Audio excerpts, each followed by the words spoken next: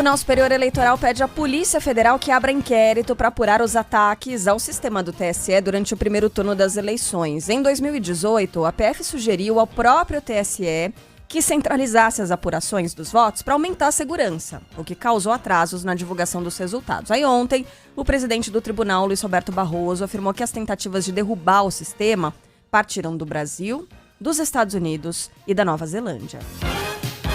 Milícias digitais entraram imediatamente em ação, tentando desacreditar o sistema. Há suspeitas de articulação de grupos extremistas que se empenham em desacreditar as instituições, clamam pela volta da ditadura e muitos deles são investigados pelo Supremo Tribunal Federal. Luiz Roberto Barroso afirmou ainda que, por causa da pandemia, não foi possível realizar todos os testes necessários no supercomputador do TSE antes do primeiro turno. Segundo ele, o equipamento que deveria ter sido entregue em março chegou apenas em agosto. A inteligência artificial do equipamento demorou a realizar o aprendizado para processar os dados no volume e velocidade com que chegavam. Daí, sua lentidão e travamento. O presidente do TSE disse também que seriam necessários 100 milhões de reais para voltar ao sistema antigo e destacou a segurança do processo eleitoral no Brasil. Os resultados tiveram a mais absoluta integridade e fidedignidade, tudo auditável. Não há risco de fraude no sistema eleitoral brasileiro. Concordo. Aliás, acredito. Acreditamos todos, até porque são 30 anos de urna eletrônica e nunca houve um sinal sólido de que o sistema seria passível de fraudes, estaria aberto a fraudes. Até porque nenhum hacker consegue entrar na urna eletrônica simplesmente porque a urna eletrônica não está online. Ela está tão online quanto um micro-ondas. Ninguém vai conseguir entrar lá por mais habilidoso que ele seja. Não chama e o urna resultado... de micro-ondas. Não. Porque parece. Não, tô brincando. Ela parece, sabe o que? Ela parece um Pense Bem gigante. Lembra do Pense Bem, aquele meu primeiro computador? Tinha perguntas lá. O girassol gira virado para qual astro do sistema solar? Aí tinha Plutão, Cometa, Lua e Sol. Aí você Sol... Até o barulhinho era parecido. Certa resposta. Bom, supercomputador que não nos ajudou muito. Isso... nessa ocasião, né? E 100 milhões para voltar ao sistema antigo, então certamente faltou, como é que se chama isso? Faltou apostar na redundância, ou seja, nas garantias de que haveriam sistemas de reserva prontos para atuar no caso de uma falha do supercomputador. Me lembrou aquele supercomputador daquele livro O Guia do Mochileiro das Galáxias. Já leram? Já. É muito bom. Eu não sou um cara que gosta muito de ficção científica, mas um amigo insistiu tanto, que eu li. E ele é engraçadíssimo, mesmo para quem não gosta. Aí já li os 3 seguintes. Em um mês eu matei a série toda. Leiam porque vale a pena. É o computador que tem aquele humor inglês? Ele tem o senso de humor inglês, ele faz umas piadas, né? Ele faz o seguinte, aparece lá um supercomputador que parece que tem resposta para tudo, que faz as contas e conhece tudo do universo de um modo que nenhum outro computador ousou e nenhum outro ser humano ou ser intergaláctico ousou tentar. E aí fazem a pergunta para o supercomputador: qual o sentido da vida? É a primeira pergunta que fazem para ele. Aí o computador começa a calcular quanto tempo vai levar para dar a resposta. E aparece lá, eu não vou lembrar exatamente qual é o tempo, mas é coisa assim de 5 milhões de anos. Volte daqui a 5 milhões de anos. Enquanto isso, o supercomputador não pode fazer mais nada. Você não pode perguntar quanto é 2 mais 2, porque ele não vai saber. Ele está ocupado naquela primeira pergunta. Então, 5 milhões de anos se passam, os antepassados de quem fez a pergunta voltam lá um belo dia. Aquela festa que agora finalmente saberemos, né? Chegou a hora. Esperamos nós, nossos antepassados, nossos avós, bisavós, tataravós, 5 milhões de anos, mas chegou a hora. Aí sai um papelzinho lá. 42. Se você não faz a pergunta certa... a resposta certa não virá. Mas sabe, Esse foi o nosso supercomputador. Ele é fantástico, ele é fabuloso, mas não nos deu a resposta esperada para a eleição que foi tão cantada em prosa e verso, especialmente depois do fiasco norte-americano. Mais um.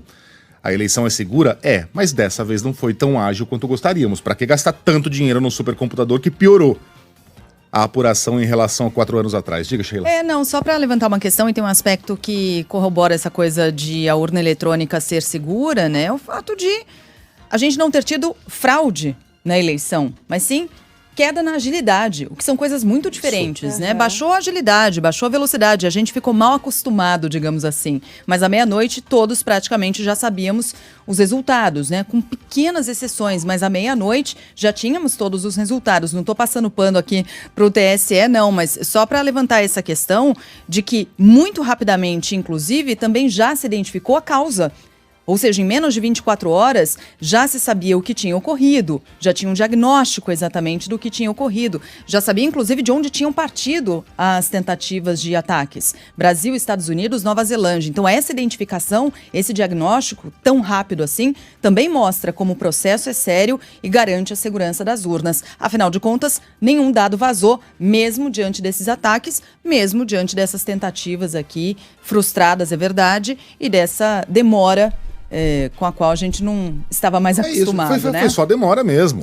Não houve nenhuma suspeita de fraude. A gente realmente tem certeza de que a gente passou longe dessa possibilidade mais uma vez. Só que a demora abre espaço... fomenta aquela discussão de que a urna... Deixa o meio campo aberto para que aqueles lunáticos, aproveitadores, oportunistas vão à internet e falem, tá vendo? Tem que mudar, tem que ter voto impresso, tem que ter não sei o que lá. É fraude, tá acontecendo fraude. Você deixa o meio campo aberto, você baixa a guarda. Para que esses louquinhos, que infelizmente têm voz e são muitas vezes ouvidos, vão às redes, e aliás, louquinhos que ocupam muitas vezes cargos legislativos e até executivos, vão às redes e façam esse tipo de acusação sem nenhum fundamento, Como disse aqui o ministro, o presidente do TSE... A urna eletrônica, o nosso sistema, ele é auditável. Você não precisa de um papelzinho para fazer essa auditoria. Aliás, isso já foi requisitado anteriormente. A gente teve o Aécio Neves questionando o resultado das eleições. Muito dinheiro foi gasto naquela época, se fez toda a auditoria, a ex-presidente Dilma venceu as eleições, o PSDB contestou, o Aécio Neves foi, todo o partido... Tudo aquilo aconteceu com um partido de oposição, de olho, né, em todo o processo. Isso tudo foi feito e nada foi encontrado. É um sistema, como disse o ministro, ele é auditável hoje. Não precisa do pedacinho de papel caindo na urna, né? Que a gente fala voto em papel. Não é voto em papel. Vai ser impresso em quê? Esse voto impresso?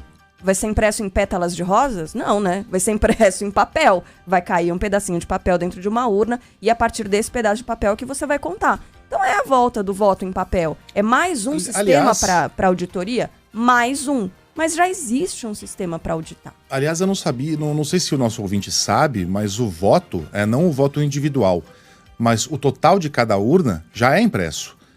O mesário, quando chega à sessão de votação, ele imprime aquilo que é chamada de zerésima.